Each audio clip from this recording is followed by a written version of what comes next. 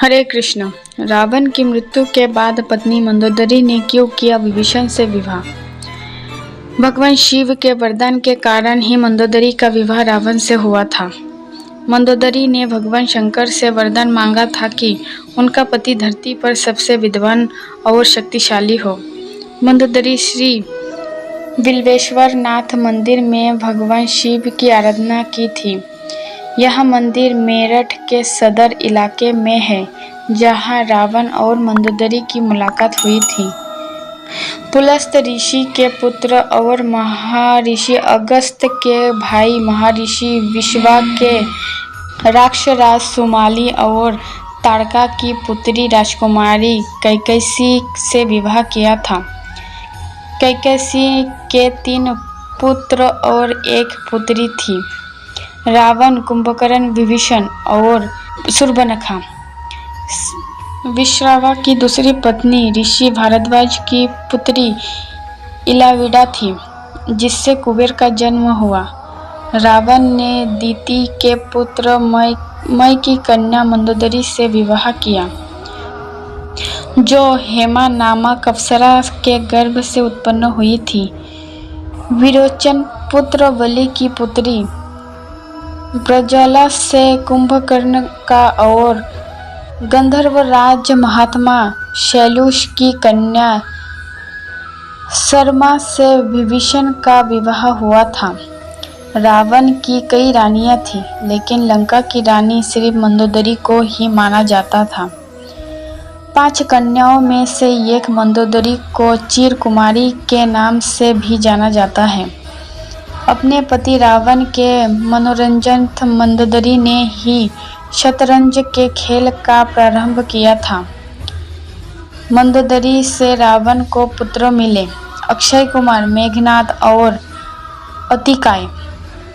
महोदर, परहस्त, विरूपाक्ष और भीकम वीर को भी उनका पुत्र माना जाता है।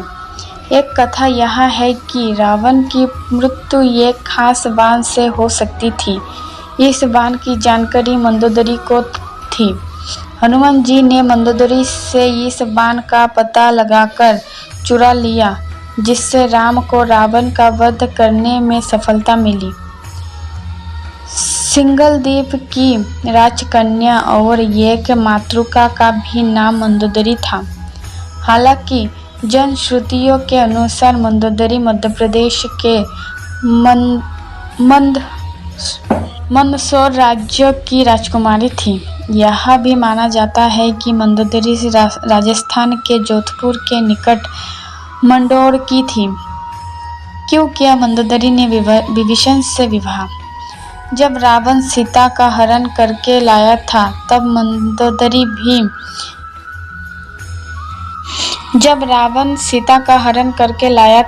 भी मंदोदरी ने इसका विरोध कर सीता को पुनः राम को सौंपने को कहा था। लेकिन रावण ने मंदोदरी की एक नहीं सुनी और रावण का राम के साथ भयंकर युद्ध हुआ। ऐसा माना जाता है कि रावण के युद्ध एकमात्र विभीषण को छोड़कर उसके पूरे कुल का नाश हो गया था। रावण की मृत्यु के पश्चात रावण के कुल के विभीषण और कुल की कुछ महिलाएं ही जिंदा बची थीं।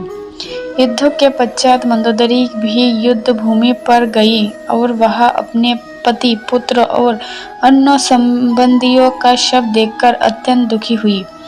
फिर उन्होंने प्रभु श्री राम की ओर देखा, जो अलौकिक आभा से युक्त दिखाई दे रहे थे।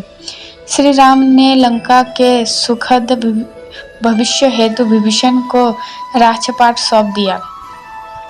कहते हैं कि अद्भुत रामायण के अनुसार विभीषण के राज्याभिषेक के बाद प्रभु श्री राम ने बहुत ही विनम्रता से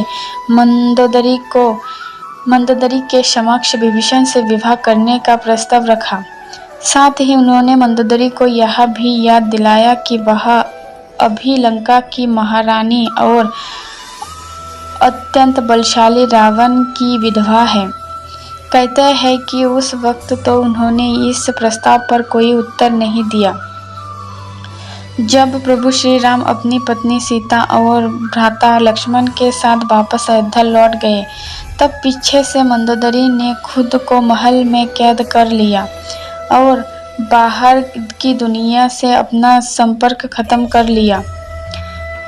कुछ समय बाद वह पुनः अपने महल से निकली और विभीषण से विवाह करने के लिए तैयार हो गई।